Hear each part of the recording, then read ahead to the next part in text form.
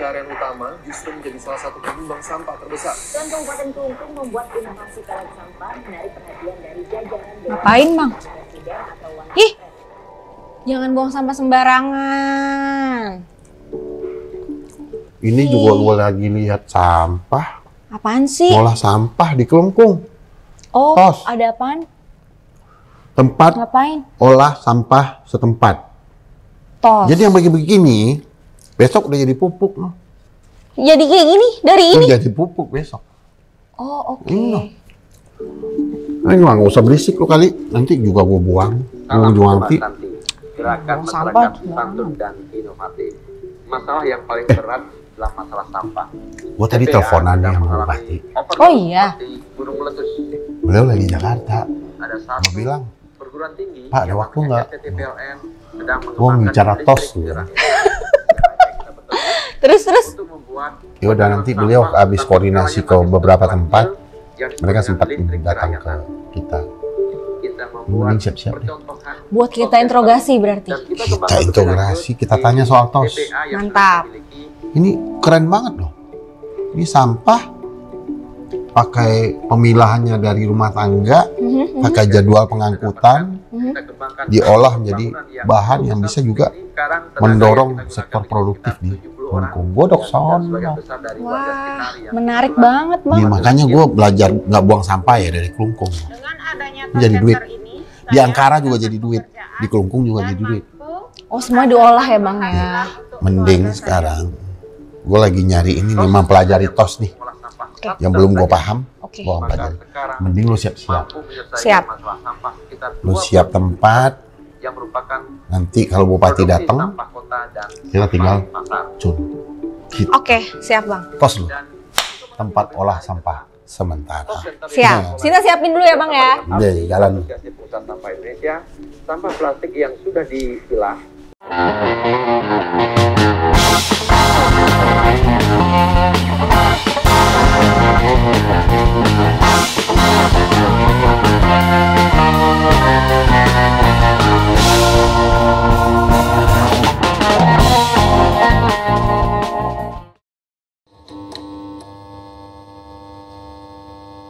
Selamat sore pemirsa Peter Show di seluruh Nusantara. Pada sore hari ini bukan jebakan, bukan prank. Yang lewat kita interogasi dulu. Sore hari ini Sinta kita kedatangan tamu yang luar biasa. Siapa, Bang? Jauh-jauh dari Bali. Wah, dari Bali sekarang ya. Dari Bali. Kita kehadiran Bapak Inyoman Suwirte, Bupati Kelungkung, yang pada sore hari ini berkesempatan kita interogasi soal kebijakan beliau terkait berbagai hal ya. Iya. Khususnya nanti saya menarik itu masalah sampah. Sinta. Iya. Di Kelungkung itu setiap hari nggak ada tumpukan di TPA. Tempat Bersih ya, pembuangan Bang? bersih. Dia begitu datang hilang sampahnya. Nggak tahu siapa yang telan, siapa yang ambil, mau diapain. Nanti kita Gimana tuh ngolahnya ya, Bang Ya, ya? nanti kita tanyain sama inovatornya. Kebetulan satu inovasi ini diinisiasi oleh Pak Bupati sendiri. Nanti kita akan cerita panjang, saudara-saudara pemirsa Peter Show di seluruh Nusantara. Kesempatan yang baik ini kita pengen tahu bagaimana pengelolaan sampah di Kabupaten Kelungkung. Sebagaimana kami sampaikan telah hadir Bapak Inyoman Suwirte, Bupati Kelungkung, yang kalau Bapak-Bapak Ibu tahu Nusa Penida, nah itu masuk di Kabupaten Kelungkung. Nah ini tempat yang paling cantik di dunia sekarang. Yes, cantik banget. Pengen ke sana, termasuk saya juga pengen ke sana. Sinta udah pernah belum? Izin belum, Bang? Belum. Nanti kita main ke sana. Siap. Baik, kita langsung saja pemirsa Peter Show di seluruh Nusantara. Kita mau bertanya-tanya soal kebijakan beliau yang banyak melakukan inovasi di Kabupaten Kelungkung. Gimana Pak kabarnya? Baik Pak? Baik, ya tetap sehat, tetap semangat. Walaupun sudah lagi 1 tahun, ya masa jabatan sudah selesai. Oh, 1 tahun lagi selesai Pak ya? 1 tahun saya. Tapi ukiran prestasinya luar biasa. Ini saya udah lihat.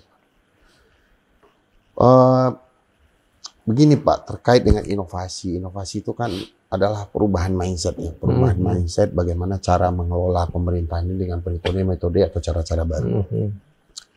dengan 9 tahun kepemimpinan Bapak nih Pak, kira-kira kebijakan apa yang Bapak ambil untuk bisa merubah wajah Kelungkung atau metode ataupun cara pelaksanaan urusan yang menjadi kewenangan pemerintah Kabupaten Kelungkung dalam rangka mendapat capaian kinerja yang luar biasa. Ini kabarnya inovasinya masuk, Nominasi. 5-nya masuk top Top 5. Top 5. 5. Salah Udah satu top 5 ya. Top 5. Luar biasa. Kemudian dari indeks inovasi cukup naik juga ya dari tahun-tahun sebelumnya karena Kemendagri melakukan pengukurannya berdasarkan ekosistem inovasi. Nah, kira-kira Pak, bagaimana polanya atau kebijakan apa yang Bapak ambil sehingga kita nih ASN di Kelungkung ini semuanya bisa berinovasi? Baik, Pak Isman, Mbak Sinta ya, dan tentunya pemirsa Peter Show. Pertama tentu terima kasih waktunya. Jadi sore hari ini walaupun matahari sudah hampir terbenam, tapi karena sudah janjian saya harus Semangat, penuhi. Pak. Dan sebenarnya semangat saya lagi turun ya. Bukan semangatnya turun ya. Kondisinya karena dari pagi saya belum makan nih, gitu. Belum makan kan. Jadi gini, saya 2013 ya mendapatkan tugas atau mandat dari masyarakat untuk menjadi bupati tanggal 16 Desember. Saya bukan berasal dari birokrasi dan juga bukan berasal dari politikus sesungguhnya. Saya kerja di swasta, ya di koperasi dari kolektor sampai jadi top manager. Nah, 27 tahun itu banyak pengalaman yang saya dapatkan, termasuk bagaimana saya melirik dari luar bahwa pemerintah daerah sesungguhnya bisa dikelola dengan konsep-konsep ekonomi kerakyatan, termasuk dengan bahasa menginterprenerkan birokrasi. Menginterpreter. Bahasa baru tuh Bang. Menginterprenerkan. Kenapa? Kalau pemerintah daerahnya tidak mempunyai konsep entrepreneur, tidak mempunyai jiwa entrepreneur, maka untuk mencari pendapatan atau penyusunan APBD, maka cenderung mereka berpikir bagaimana belanja, tapi tidak berpikir bagaimana pendapatan. Itu dia entrepreneur dibawa ke birokrasi. Iya. Nah kemudian saya tentu di awal menjabat saya sudah mempunyai konsep, punya visi dan misi. Tapi setelah masuk tidak semudah apa yang saya bayangkan. Ya, tidak semudah saya Banyak bayangkan. tantangannya Pak. Banyak tantangannya internal, eksternal. Ya. Internal bagaimana kita di birokrasi belum mempunyai satu komitmen, rasa memiliki yang tinggi sesuai dengan waktu saya di swasta kan saya tanamkan bagaimana rasa memiliki, bahkan pegawai itu semua waktu di swasta saya building karakter, saya brainwash semua agar mereka itu seperti kacamata kuda tuh untuk melihat ke depannya kan gitu kan. Nah, setelah saya masuk pegawai pemerintah daerah pun saya begitu kan. Nah, tetapi nggak semudah apa yang saya bayangkan. Nah, saya sering mengatakan bahwa Bapak Ibu yang saya hormati, membangun itu ada dua yang kita tangani. Apa itu? Potensi dan masalah. Potensi bagaimana kita garap untuk menjadi hasil atau pendapatan, masalah kita tuntaskan ya agar jangan sampai menimbulkan masalah-masalah baru yang lainnya sehingga pembangunan itu bisa berjalan dengan baik. Nah, di tengah itulah pada tahun sesungguhnya 2014 2015 itu kami di Kelungkung itu sudah menerapkan inovasi. Ya. Kita sudah menerapkan inovasi. Duluan ya. Bagaimana pembelian produk-produk lokal pada saat itu. Saya gencarkan kan. Kalau sekarang kan P3DN kan. Ya. Saya 2013-14 itu sudah koperasi bagaimana, perusahaan daerah bagaimana jalan. Dan saya paksa tuh ya pegawai untuk memanfaatkan beras lokal, garam lokal, kain endak lokal kan. Itu saya paksa betul. Tapi saat itu saya mendapatkan cibiran lumayan juga kan. Nah, merubah budaya sih Pak. Iya itu betul. Nah, pada akhirnya saya tahun 2016 kita menciptakan sebuah spirit, sebuah branding. Karena saya gini, kalau saya terus-terusan begini, nggak ada spirit, nggak ada branding, maka tenaga kita akan habis. Makanya saya berpikir bahwa bagaimana ya kita menciptakan satu branding agar ketika berucap kalimat itu jadi kita semangat semua untuk menuju satu tujuan, yaitu menuju Kelungkung yang unggul dan sejahtera. Dibikin Gitu. tagline tuh Bang. Tagline betul. Tagline untuk semuanya biar semangat. Kalau Spirit. spirit ya. Ya. Jadi kan visi misi kita kan Kelungkung unggul dan sejahtera. Jadi untuk mewujudkan itu kita harus punya tagline untuk menuju itu. Nah, slogannya Pak makanya ya. slogannya, spiritnya adalah Gema Santi. Gema Santi. Gema Santi. Jangan Gema kebalik Santi Bang, itu Gema panjangan Santi. atau Nah, bisa dibuka di YouTube, bisa kan 2000 untuk membuktikan bahwa saya tidak ngarang-ngarang, Ya. bahwa saya tidak berbohong. 2016 tanggal 28 April 2016 itu sudah launching. Ya. Nah, apa itu Gema Santi? Jadi Gema artinya suara, Santi artinya damai. Suara kedamaian. Nah, maksudnya apa? Agar saya, kami, kita, masyarakat semuanya berupaya bagaimana menciptakan suara-suara kedamaian. Nah, kalau sudah semua damai, guyup, ya, adem, maka pembangunan itu saya yakin bisa berjalan walaupun tidak sempurna. Nah, terus apa akronimnya? Ya. Nah, ada akronimnya tuh. Ya, akronimnya adalah Gerakan Masyarakat Santun dan Inovatif. Nah, Gema Santi. Ada inovatif. Ada ya. 2016. Ada loh. 2016 udah Saya duluan. mulai dari Santinya dulu, kan Gema Santi kan? Santi, santun dan inovatif. Bagaimana kami berupaya, saya menghormati para tokoh di Kelungkung, tokoh mungkin sama-sama saling menghormati, menempatkan mereka pada porsi yang sesungguhnya. Nah, nilai santun ini termasuk di OPD juga pada saat mereka tidak mampu, saya yang turun tangan, kan? Nah, sehingga tidak ada yang merasa tertekan, tetapi kalau ada yang macam-macam, saya tekan juga akhirnya kan, gitu kan. Nggak bisa terus-terusan perut ini nggak mules-mules kan. Akhirnya tekan juga kan. Nah, santun. Jadi nilai kesantunan ini saya kedepankan. Nah, kemudian tidak cukup santun tiap hari dibalikan bilang Om Swastiastu, tidak cukup begitu terus-terusan. Jadi mereka harus inovatif. Nah, inilah inovasi ini saya wajibkan 2016 seluruh OPD harus menciptakan minimal satu inovasi duluan. Duluan loh. PP 38 tahun 2017. 2017 ya. 2016 udah mulai. Sudah mulai. Saya ditanya waktu itu, ya apa tujuan? Saya hanya ingin ya ada tagline sampai menciptakan lagu, buka di YouTube ini. Lagunya Gema Santi. Itu liriknya saya ciptakan, tapi dinyanyikan dan dirilis dikemas oleh penyanyi yang asalnya dari Nusa Penida, yang lama di mana ya, di Kanada apa di mana? Yang jelas Alien Child kan, dialah yang menyanyikan itu bersama teman-teman. Lagu itu juga demikian, liriknya gampang sekali saya tulisnya. Jadi menyatukan hati, saling bergandengan tangan, saling tersenyum. Menggali sumber daya manusia, menggali sumber daya alam untuk kesejahteraan bersama. Itu Mars. Jadi pakai lagu untuk membangun kebersamaan ya Pak. Betul. Ya? Slogan semangat itu dijaga dengan lagu tadi. Pada Gema Santi itu saya tidak cukup hanya lagu. Saya buat baju isinya Gema Santi. Saya buat payung isinya Gema Santi. Apa maksudnya? Kalau sekarang Pak Menteri, Pak RB mengatakan bahwa salah satu tugas daripada kita agar apa yang kita lakukan dikenal oleh masyarakat adalah branding. Nah, maka saya sendiri pada saat itu sudah melakukan branding besar-besaran terhadap Gema Santi itu. Maka payung, baju, kan, kemudian ada salam lagi kan? Ya. Salam Gema Santi. Semua nyebut damai gitu kan. Nah, jadi kalau tempat lain kan presisi sekarang pakai gini kan. Ya, ada teman lain juga.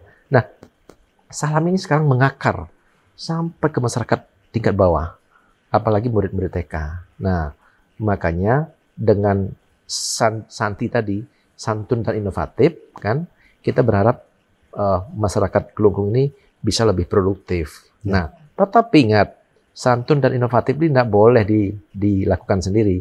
Makanya ada Gema. Gema itu apa? Kalau tadi suara, kalau akronim lah Gerakan Masyarakat. Bersama-sama. Iya. Nah, tidak satu kelompok saja rame-rame. Nah, dari sinilah saya berangkat untuk menciptakan inovasi-inovasi yang sekarang ada hampir 119. Nah, di mana pada awalnya 2016 saya masuk masalah sampah. Yang pertama beras dulu, beras. Beras namanya Bima Juara. Ya, beli mahal jual murah. Bagaimana? Aduh. Ada aja ya istilahnya ya. Beli mahal, jual murah. Gimana tuh? Terus entrepreneurnya di mana nih Pak? Di mana ini? Jadi Ini menarik ini. apa yang saya lakukan ini sebenarnya buah karya saya waktu saya kerja di swasta. Itu saya bawa ke sini kan. Bagaimana konsepnya? Ini waktu masuk top 40 kemarin kan. Itu dipertanyakan juga oleh panelis kan, gitu kan. Bagaimana jalan ceritanya loh. Jadi KUD saya tugaskan untuk membeli gabah lebih mahal daripada patokan pemerintah. Dengan sistem timbangan. Nah, selama ini masyarakat atau petani itu beli gabah itu di sistem tebasan, tidak ditimbang. Ya. Sehingga mereka walaupun dapat duit, tapi mereka nggak nyadar penjualan mereka lebih kecil daripada apa yang kita lakukan sekarang. Ya. Nah, satu kan beli mahal. Yang untung siapa? Petani. Ya. Jual murah. Ya. Bukan jual. Harga gabah kemarin waktu kita buat program itu patokan pemerintah 3.750, 3.750. Ya. Jadi KUD bisa membeli 4.000 bahkan 4.500 ditimbang. Luar biasa. Kan? Per kilo ya, Pak? Per kilo gabah kering giling kan. Nah, kemudian baru KUD saya tugaskan untuk menjual beras lebih murah daripada harga umumnya. Itu kan. Itu yang agak kurang. Pusing duit Itu tadi gimana kan. Gimana tuh Bang? Mengemas sebuah branding kan. Sehingga Bima Jora itu beli mahal jual murah. Jadi menjual beras lebih murah daripada harga umumnya. Terus siapa yang diuntungkan kalau begini? Masyarakat. Terus gimana KUD? Saya udah hitung semua, bahkan saya ngitung sendiri, Ya. kan? Saya ambil komputer agar di sana ada katul, ada apa lagi kan? Yang pada intinya semua menjadi bagian satu paket penjualan sehingga KUD tidak rugi. Tapi malah KUD yang dulunya hampir tidur itu, Ngos-ngosan. ya sekarang udah bangun dan bangkit dan semangat bisa mengambil gabah petani. Nah, inovasi ini tentu di hulunya kan tadi kan gabahnya dibeli, Ya. kan. Kemudian yang kedua ada beras kan. Terus siapa yang beli beras ini? Kan gitu. Ya. Nah, saya kemarin dengan gampang saya tugaskan seluruh pegawai negeri wajib menggunakan beras lokal, potong gaji. 2015.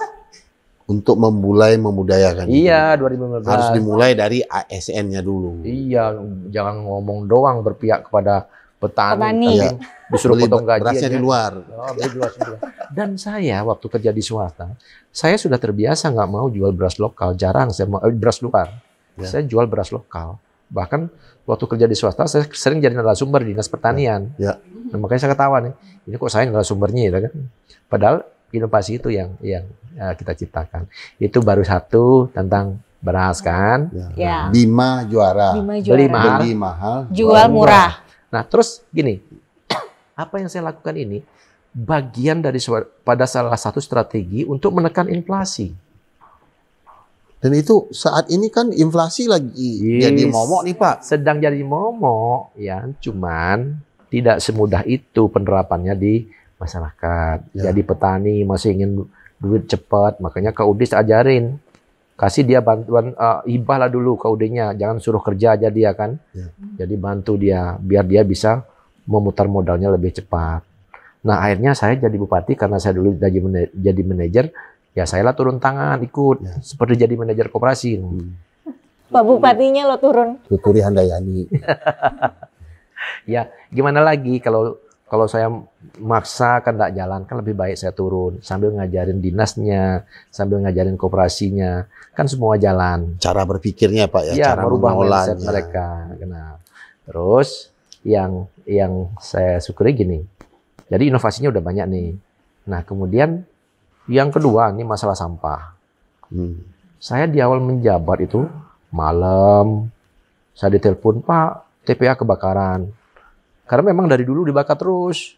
Oh, kan? dulu pengelolaannya Oh, ditumpuk dibakar ya Pak? Dibiarin terbakar sehingga habis, lumayan lah habisnya kan. Tapi ini kan gangguan asap, gangguan bau, lalat. Benar. Saya masih ingat di sekitar itu dulu kalau saya sembahyang, kan isi orang Bali sembahyang kan isi daging ayam kan. Ya. Itu sudah nambah-nambah telur lalat itu banyak kan. Kan.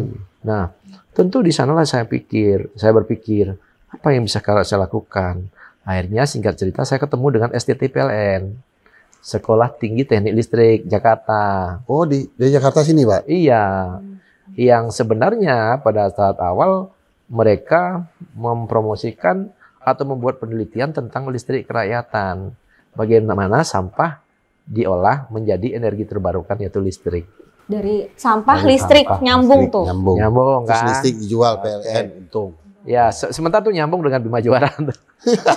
Nyambung ya, Pak? Sangat nyambung hulu dan hilirnya kan.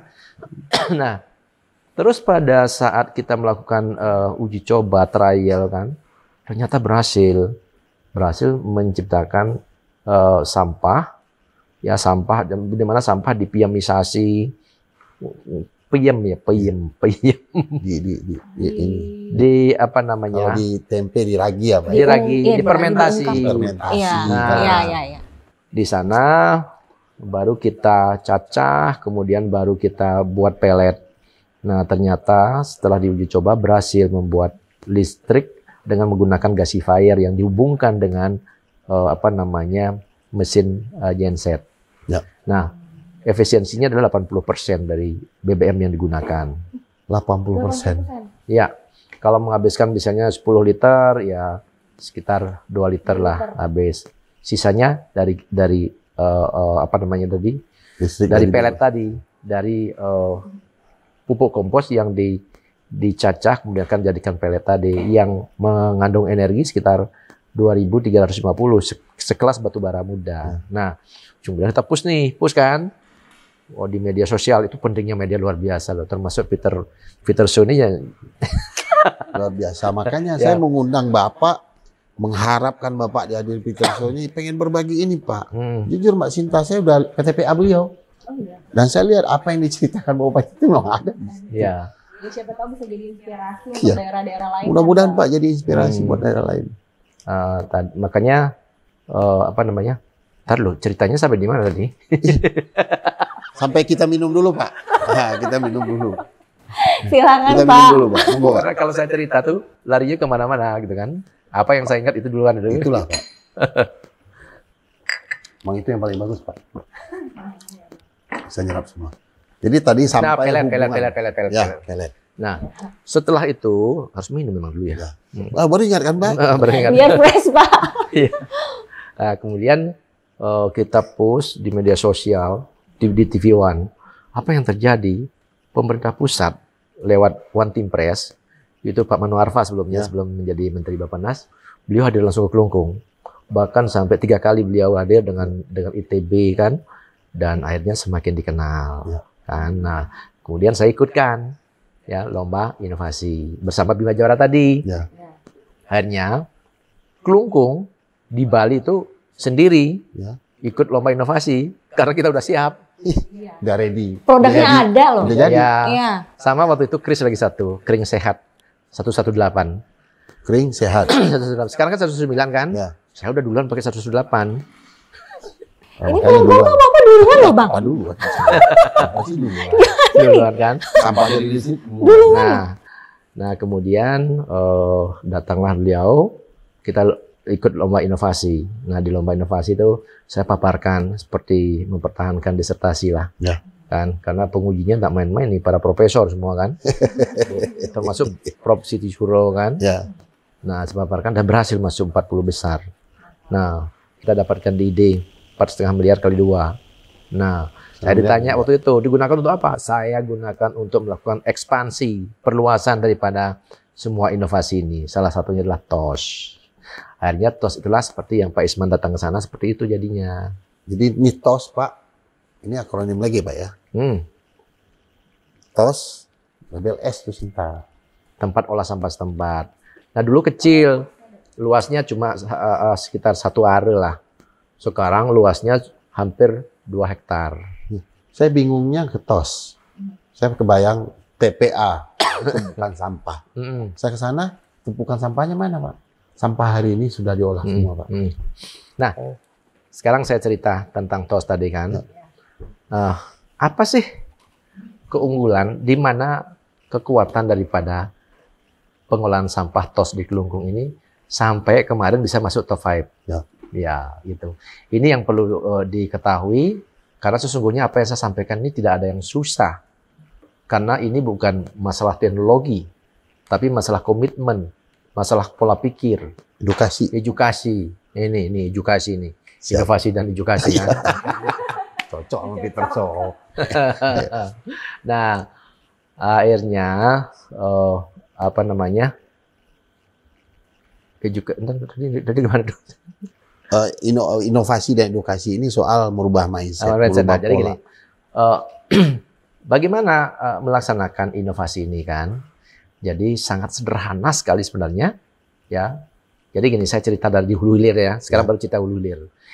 Di hulu, bagaimana masyarakat kita wajibkan memilah sampah dari sumber. Ya. Sumbernya itu dari rumah, perusahaan, sekolah, kantor, kan? Sesungguhnya ada inovasi lain tentang sampah lagi, ada Bang Daus, Lubang Daur Ulang Sampah. Tapi saya fokus ke TOS dulu. Ya.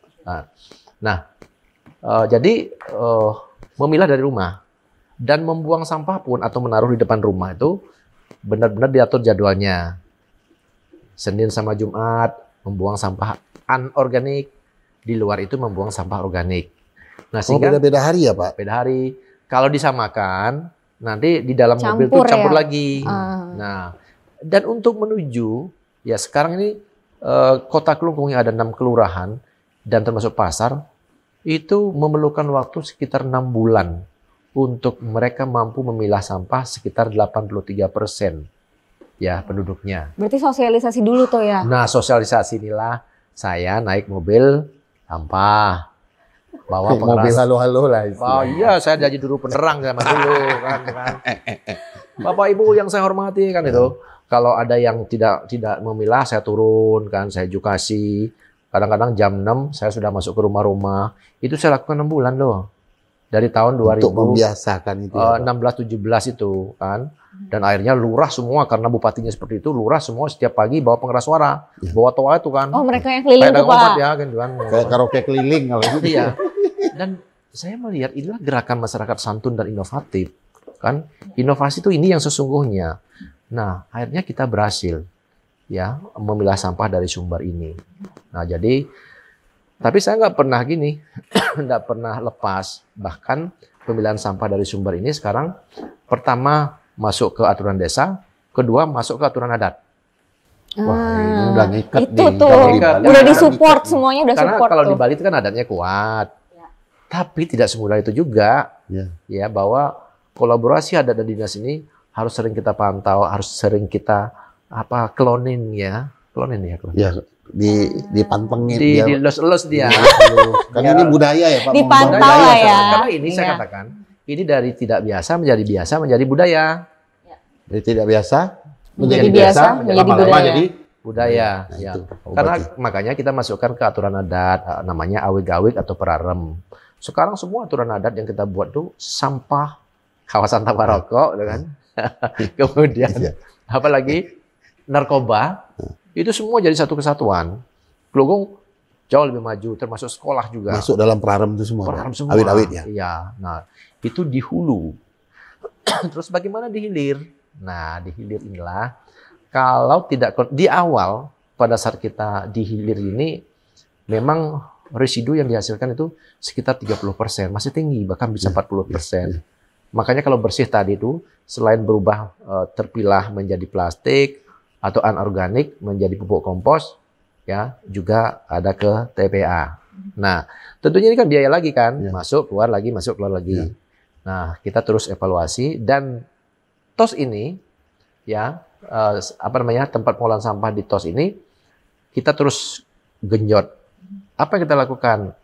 Jadi sampai di sana kita jadi gini, kita dapat bantuan banyak kan dari swasta, dari Le Mineral, dari perbankan, BI, BPD, koperasi itu banyak yang bantu kita. Karena alat-alat yang kita mau beli itu kan belum masuk di e-katalog kan. Ya. Akhirnya bagaimana kita kerja keras kan membuat TOS itu tanpa harus mengeluarkan duit yang banyak. Tanpa PPD lagi. Ya, tapi bangunannya dari bangunannya dari PPD. DID kan. Teknologi peralatannya. Nah, dari sanalah jadi sampah organik itu menjadi kompos. Kemudian di sana juga untuk mengelola sampah anorganik saya bentuk koperasi. Karena saya orang koperasi kan. Ngelola sampah bentuk koperasi. Koperasi. Jadi Dan koperasi apa namanya, Pak? Koperasi Gemana Dilestari namanya. Kan? Ngolah sampah ya, Pak? Tapi tidak mengelola sebuah pinjam, saya tidak kasih. Khusus menangani sampah. Kan? Dan koperasi ini saya kerjasamakan dengan APSI, Asosiasi Pengusaha Sampah Indonesia. Udah panjang jalannya, Pak. Ya, panjang. Tapi sesungguhnya pendek kalau kita udah laksanakan. Nah, karena gini, kalau di hulunya udah bagus, di hilirnya udah bagus, bahaya loh. Ya. Pasti, Jadi Pak. sampah akan kembali ke TPA lagi. Ya. Nah, makanya kita teruskan itu, di mana sekarang kompos yang kita bikin dengan metode Osaki dari Jepang. Kemarin saya sebenarnya diundang ke Jepang, diberikan apresiasi karena kita memanfaatkan model atau metode Osaki ya, Pak? Ya, bukan teknologi ini, model. Model. Kan sampah dimasukkan ke dalam sel, disiram tiap hari, kemudian itu menjadi kompos kan. Nah, kompos yang kita hasilkan ini lumayan besar. Digunakan untuk apa? Satu, sebagai penyubur tanah di semua sekolah, kepala desa, kecamatan. Ya. Pokoknya semua tidak boleh. Taman-taman kota mungkin. Taman kota nggak boleh menganggarkan pupuk. Harus pakai itu. Jadi itu hasilnya harus dibarengi kebijakan juga. Iya. Kemudian yang kedua, tidak boleh membeli bibit tanaman. Karena kita buat sendiri bibit tanaman dengan pupuk kompos itu. Ya. Nah, akhirnya apa yang terjadi? Jadi Pemda Kelungkung itu efisiensinya tinggi sekali. Ya, karena kita tidak beli pupuk, tidak beli bibit. Nah, kemudian yang berikutnya, kompos yang kita hasilkan ini, kita berikan bantuan gratis ke masyarakat, petani. Nah, gratisin. Gratis dibandingkan kalau saya jual, kan ribet itu. Ya. Belum lagi nanti jadi temuan kan. Ya, lebih baik saya kasih gratis. Apalagi ngitung-ngitung subsidi lagi, tapi tetap dihitung berapa sih kita bantu masyarakatnya. Sehingga ekonomi sirkulernya ada di sana. Dari sampah bisa jadi efeknya kan? ke ekonomi. Jadi kompos itu tak buat sebesar-besarnya ya agar petani bisa mewujudkan pertanian organik sesuai dengan programnya Pak Gubernur Bali. Nah, maka dari itu saya selalu mengajak teman-teman di Kelungkung, ayo dong kita santun dan inovatif. Ya, apapun yang kita lakukan ketika kita petakan potensi dan masalah, inovasi harus keluar. Nyambung banget. Gema Santi, sesuai tagline-nya ya. Tagline-nya gitu. Luar biasa ini. Pemirsa Pirserso, ini pembicaraan sangat intens sekali ya. Kita bicara sampah, ternyata Pak Bupati juga ngambilnya dari hulu dulu. Ya, Bima juara. Beli mahal, jual murah. Dari sampah, dari masyarakat, kembali lagi ke masyarakat. Ya, sampah. Komposnya apa? Meningkatkan produksi pertanian organik. Pertanian organik.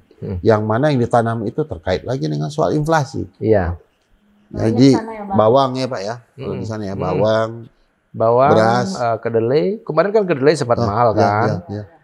Kita demplot, ternyata sangat bagus. Bahkan kedelai itu kita harus didik loh masyarakat di pertanian ini. Orang kan sering jual kedelai muda kan. Padahal kalau mereka mau jual kering, itu harganya 3 kali lipat daripada penjualannya 3 kali lipat. Cuma nambah proses pengeringannya ya mungkin. Iya. Kemarin kan sempat kan dibilang mahal kan. Tahu tempe kan karena kedelai mahal loh. Iya, sempat susah Pak, benar. Makanya pas waktu itu kita demplot kedelai kan. Nah, sekarang saya terus nih maraton membagikan kompos ini ke masyarakat, ke petani gitu. Nah, mungkin Pak sedikit saya mau gali nih Pak, dari semua inovasi yang Bapak lakukan ini dengan desas-desus, bukan lagi desas-desus momok ya, soal inflasi Pak. Kira-kira pengendalian inflasi dengan beberapa inovasi yang Bapak gagas tadi, Bima juara dan lain sebagainya. Kira-kira mungkin bisa digambarkan. Termasuk tosnya mempunyai pengaruh. Termasuk tos ini juga berpengaruh terhadap inflasi. Kan pupuknya gratis kan? Iya. Pupuknya gratis berarti biaya produksinya kan turun. Nah turun nggak ada alasan jual beras tinggi loh. Iya nggak masuk juga sampah juga mempengaruhi inflasi. Ternyata itu sampah jadi pupuk gratis lagi. Nah kira-kira gimana nih Pak inflasi di ini? Saya masih ingat tahun 98 pada saat zaman krisis ekonomi, krismon pada saat itu. Saya itu menjadi pelaku waktu itu untuk menangani inflasi di Kelungkung. Harga beras tinggi, harga tepung tinggi, harga minyak tinggi, harga gula tinggi. Tapi koperasi tempat saya kerja dulu namanya Koperasi Srinadi, justru mengambil peran untuk menekan inflasi pada saat itu, untuk jualan beras, gula, tepung, dan lain sebagainya, itu sampai dijaga polisi. Ya. Nah, berbekal itulah, jadi untuk menangani inflasi, saya katakan, tidak susah. Nah, saya kerjasamakan ya antara koperasi, antara BUMDes, ya, untuk bisa mengambil barang langsung di sumbernya, di pusat grosirnya di Kelungkung. Karena gini, di Nusa Penida itu harga bawang waktu harganya 20.000 di grosir, 25 di eceran, di Nusa Penida tuh 35.000, kan? Kalau pariwisata bagus sih mereka nggak terasa mengeluarkan duit. Tapi kan kasihan kan? Situasi tidak boleh dibiarkan. Makanya saya kerjasamakan dan kita sudah mulai nih. Kemarin pada saat kita bergerak menggunakan koperasi, menggunakan BUMDes, ada holding gitu kan. Yang awalnya 35 itu menjadi 22.000. Nah, ini kan inflasi bisa kita tekan seminimal mungkin. Nah, makanya dengan pengalaman saya di swasta ini, sekarang saya menggunakan kerjasama, memperpendek jalur distribusi. Bagaimana caranya? Jadi BUMDesma atau induknya BUMDes yang di Nusa Penida ini, saya tugaskan untuk mengambil bawang, beras, dan sebagainya. Transportasinya kita bantu, ya, sehingga mereka tidak perlu biaya transportasi. Apa yang terjadi? Harga otomatis turun. Tapi kadang-kala kan kita sering rapat, tidak mengambil keputusan, tidak mengeksekusi, sehingga inflasi kadang-kadang terus naik.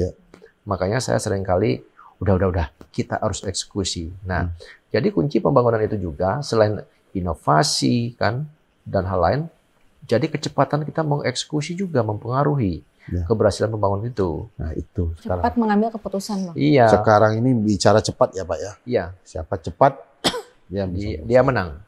Ya. Jadi saya selalu katakan kepada teman OPD, kalau iya, cepat iya, kalau tidak, cepat tidak. Nah, kalau tidak itu masih mikir lama, orang menunggu berharap. Akhirnya terakhir tidak kan kecewa mereka. Kalau iya juga begitu, nunggunya lama sekali kan, mereka juga akan kecewa. Makanya saya katakan, dalam apel sering saya bicara, saya berikan sambutan tanpa teks, apa yang saya pikirkan saya keluarkan.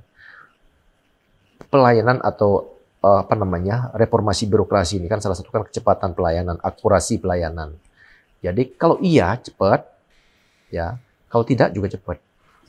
Nah, sehingga apa yang kita lakukan ini semua serba cepat, kan? Jadi kadang-kadang kan kita harus nunggu lama, kita sampai masyarakat komplain. Jadi pengalaman saya di swasta, tentu kecepatan ini, kecepatan dan akurasi. Delivery istilahnya. Iya, Oke. Luar biasa, Bupati. Terus Pak, ini terkait dengan ini kendala nih Pak. Pasti Pak Bupati tadi udah cerita kendala secara umum nih. Internal dan eksternal kata Bapak. Internal dan eksternal. Ini kan merubah budaya kan bukan semudah membalik dapat tangan. Pak Bupati aja halo-halo, naik mobil halo-halo istilahnya, itu 6 bulan. Untuk bisa mengedukasi masyarakat bagaimana memilah sampah itu dari rumah. Nah ini secara umum nih Pak, terkait dengan birokrasi nih. Ya. Kita lihat secara umum di Indonesia ini memang kita perlu birokrasi juga merubah budaya karena sekarang zaman ini udah berbeda. Setiap zaman ada orangnya, setiap orang ada zamannya. Nah, sekarang ini seolah-olah ini zaman peralihan. Kira-kira nih Pak, untuk birokrasi sendiri Pak. Iya.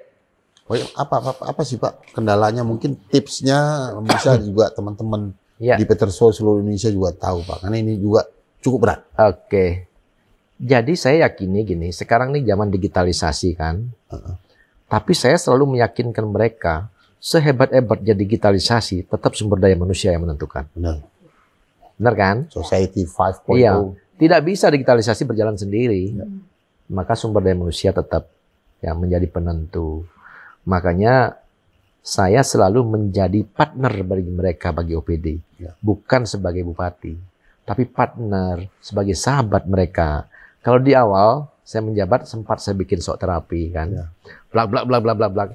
Tapi kan nggak mungkin terus-terusan saya bikin sok terapi seperti itu, habis energi kita ya untuk berbeda. Saya selalu mengatakan jangan habiskan energi kita untuk berbeda, berdebat berbeda. Tapi mari satukan ya persepsi kita untuk menuju sebuah tujuan itu. Nah, makanya teman-teman itu ya saya sering ngajak mereka ketika mereka tidak mampu, termasuk inovasi tadi udah saya kasih nama, saya ciptakan, termasuk syuting pun itu ngambil gambar itu saya sendiri yang berbicara, yang di pembuka kan, kemudian berhadapan dengan panelis juga saya kan. Nah, sambil saya mengajarkan mereka bahasa tanda kutip keluar dari zona nyaman kan. Jadi mereka kan selama ini bagaimana tukinnya biar tinggi tapi kerjaannya sedikit. Nah, kan nggak boleh begitu dong. Makanya sampai penyusunan APBD pun ditanya teman-teman saya di Kelungkung. Penyusunan APBD di Kelungkung saya ikut sampai 6 jam plus 2 jam, 8 jam loh.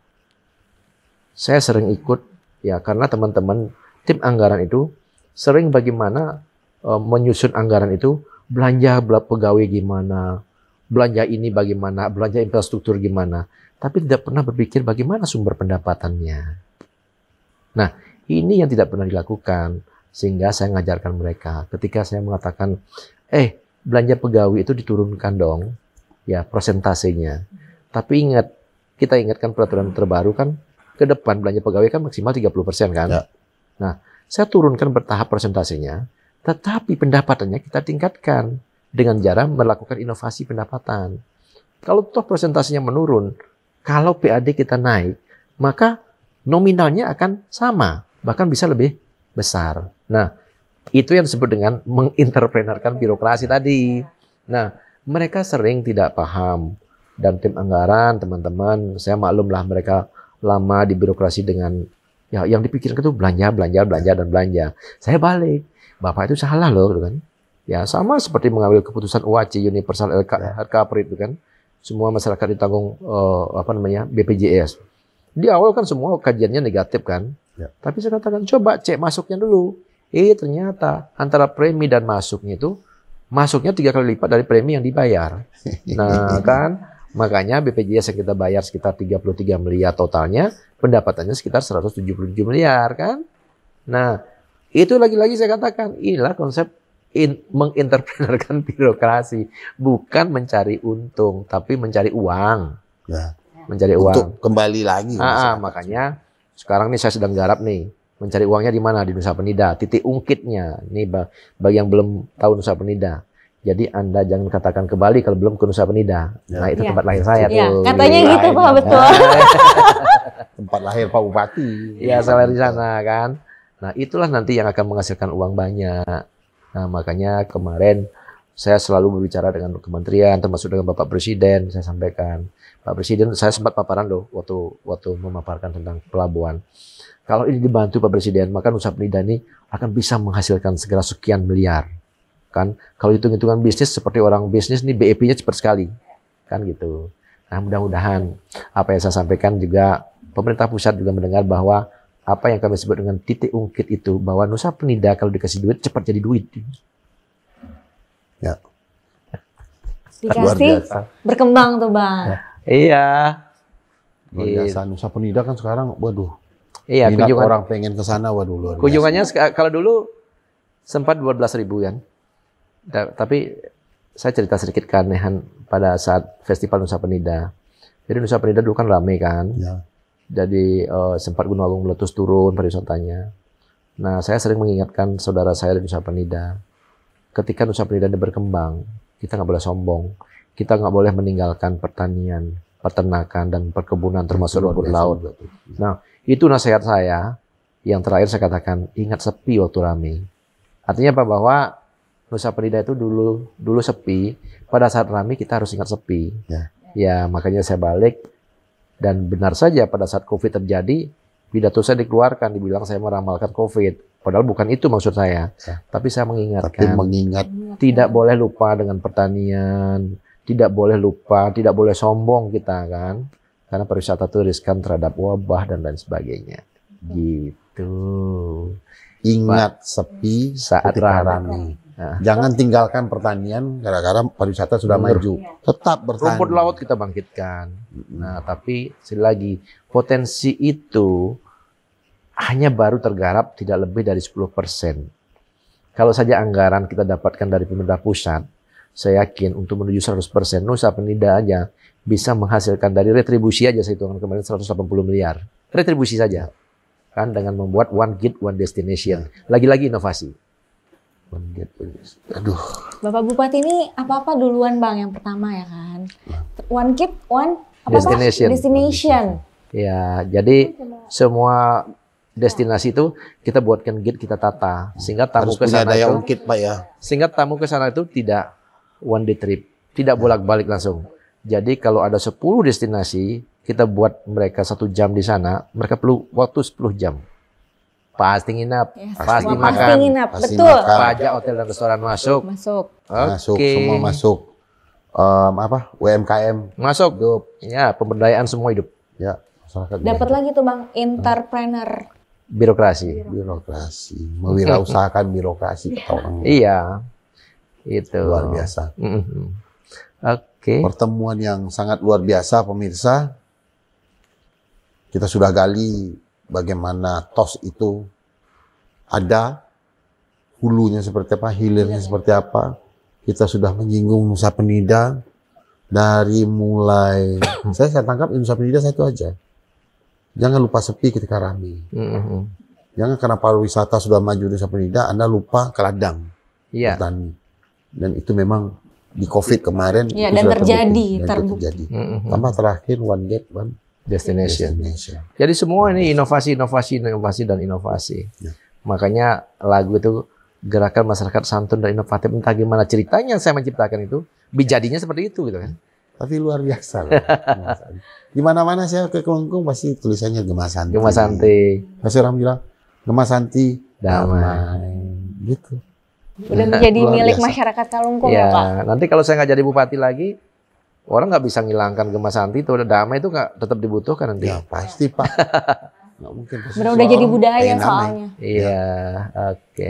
Saya kira itu pengalaman-pengalaman yang saya. Luar biasa. 9 tahun kepemimpinan Bapak Inyoman Suwirta di Kabupaten Kelungkung. Mulai dari membangun, membiasakan sampai sekarang mungkin zamannya melihat hasil panen ya Pak. Beberapa sudah ada yang ditanam. Saya masih merasakan jauh dari harapan karena mungkin mimpi saya terlalu besar kan, sehingga saya menggunakan slogan sekarang seperti orang berlari. Ya. Semakin ke finish saya semakin ngebut. Biasanya kan orang mau habis masa jabatan, Iya, Pak. semakin ke finish kan pelan-pelan kan. Melandai Pak. Oh saya enggak kan. Semakin ngebut. Saya ngajak orang Speed ditambah. teman-teman yang mau MPP, Bapak tuh salah. Mau MPP, buktikan diri kerja sehingga Bapak meninggalkan legacy nanti untuk generasi penerus. Luar biasa. Mantap. Pemirsa Petirso, mungkin di akhir pembicaraan kita minta seperti biasa kita minta quotes nih Pak. Apa quotes yang bisa diberikan kepada pemirsa Petirso nih supaya membakar semangat untuk tetap selalu berinovasi. Apa memang harus datang ke Kelungkung ya, jangan lupa ke Nusa Penida kan gitu Pak ya. Kira-kira apa nih Pak quotes yang bisa disampaikan? Pemirsa Petirso, jadi pada saat kita bekerja tadi sebenarnya sudah saya sampaikan ada 2 kunci yang harus kita pegang. Pemetaan potensi dan masalah. Bila keduanya sudah kita temukan, maka lakukanlah inovasi. Dari inovasi ini bisa muncul edukasi. Ya. Jadi lakukan itu. Jangan pernah berhenti berinovasi. Inovasi, inovasi, dan inovasi. Waktu saya di swasta, saya membuat satu membuat supermarket. Ya. Pada waktu di swasta, saya membuat satu supermarket. Supermarket itu namanya Inti. Ya. Singkatnya tahu nggak? Inovasi tiada henti. Inovasi lagi. Inovasi lagi. Itu saya ciptakan sekitar tahun 2000. Sebelum Yamaha dong ya. Yamaha inovasi terhentinya baru tahun Inovasi 2000 tiada ada. henti kan? Ya. Saya ciptakan itu. Saya dulu biasa membuat supermarket, minimarket. Makanya sekarang ya saya ajak teman-teman itu, yuk bikin dong. Garap peluang-peluang ini. Lingkungan kita banyak sekali. Jangan kita mengeluh ketika ada peluang-peluang. Oh, kenapa ditangkap orang? Ya orang kita nggak bisa nangkap kok. Makanya potensi dan masalah itu tangkap. Gitu. Luar biasa. Jadi implementatif sekali ya. Pemetaan. Potensi Salah. dan masalah. Baru Dari situ kita berinovasi jalan keluar seperti apa. Pemirsa Peter Show yang di seluruh Nusantara yang kami hormati, sore ini merupakan suatu kesempatan yang luar biasa. Kita ketemu langsung dengan inovatornya terkait dengan sampah. Kita bicara pariwisata, kita bicara juga bagaimana menekan inflasi ya, dengan 5 juara beli mahal, jual murah ya. Ini banyak sekali yang bisa kita ambil dari sini. Semoga ini bisa bermanfaat bagi kita. Pemirsa Peter Show, bukan prank, bukan jebakan. Yang lewat kita interogasi dulu, kan gitu. Dari Denpasar ke Nusa Penida. Jangan lupa bilang Swastiastu. Inovasi Kabupaten Kelungkung luar biasa. Luar biasa. Segalanya nomor 1. Gitulah. Pemirsa, demikian podcast kita pada sore hari ini. Saya yakin ini akan menjadi inspirasi buat kita semua. Ikutin sebentar, saya bilang salam ke Mas Santi, semua bilang damai. Oh iya, siap. Tapi Mas Santi siap mengikuti, Pak. Salam ke Mas Santi. Damai. Pemirsa Peter Show, itulah tadi kita tutup dengan salam ke Mas Santi dari Kelungkung. Kami tunggu kedatangan bapak-bapak, ibu-ibu di Kelungkung. Jangan saya aja yang melihat pos itu, bapak ibu juga harus lihat ya. Mudah-mudahan ini menjadi pemacu, semangat, inspirasi buat kita semua. Terima kasih. Kami tutup podcast kita pada sore hari ini dengan salam inovasi, Pak. Ini salam inovasi itu seperti ini. Ya, kalau orang bilang Korea sarangyo. Kan? Nah, kalau kita salam perubahan. Salam perubahan. Salam perubahan. Selamat sore. Sampai ketemu lagi di Peter Show episode selanjutnya. Terima kasih. Salam ke Mas Santi. Damai. Thank you. Siap, Pak.